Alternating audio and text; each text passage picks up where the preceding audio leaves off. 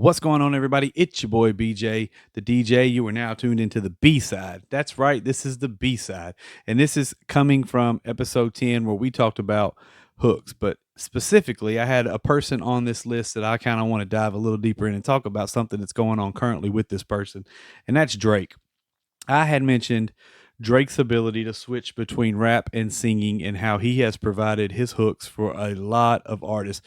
Drake, to me, is the biggest artist of this generation. I've said it multiple times. So now you've got this three-headed monster in the game, and I don't exclude any of these three artists. I feel like they are all worthy of holding the crown for this generation.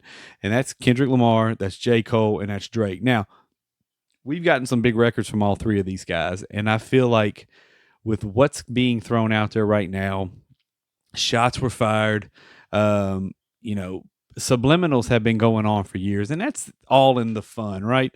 I don't think it's ever been anything serious, but here lately, after Kendrick had his response on the Metro Boomin and Future album, heads are rolling, right? People are getting antsy. People are anticipating, waiting for someone to reply. Now, J. Cole comes out, he does a diss record, and he then comes back and says, that was probably the corniest thing I ever did. I'm going to take it off streaming platforms. To each their own, right?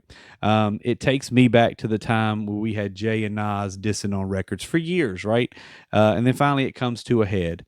Subliminals shots aren't, in my era, aren't the way to go, right? We flat out would call out names, and we wanted to know who was talking about who. This new generation, though, it's kind of a tit for tat type thing, and it's all fun and games, and that's fine. If I'm ranking those three artists and I'm putting them in a category of who could potentially be the GOAT, it's got to be Drake, J. Cole, and Kendrick. And now, I'm a huge Dr. Dre fan, and typically I would co-sign anybody that Dre co-signs.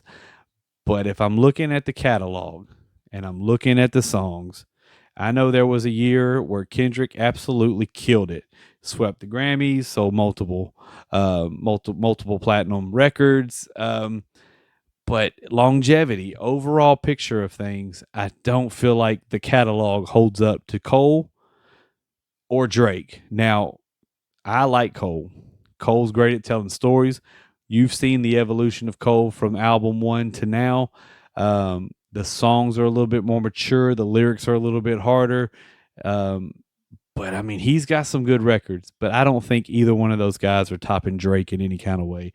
Drake is a mega superstar and has been painted as that from day one. The key is he's delivered, and it's that simple.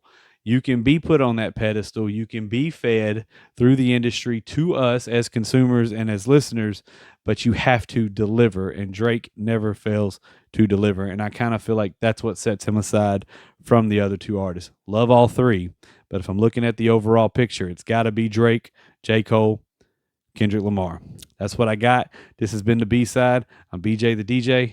Don't forget to rewind.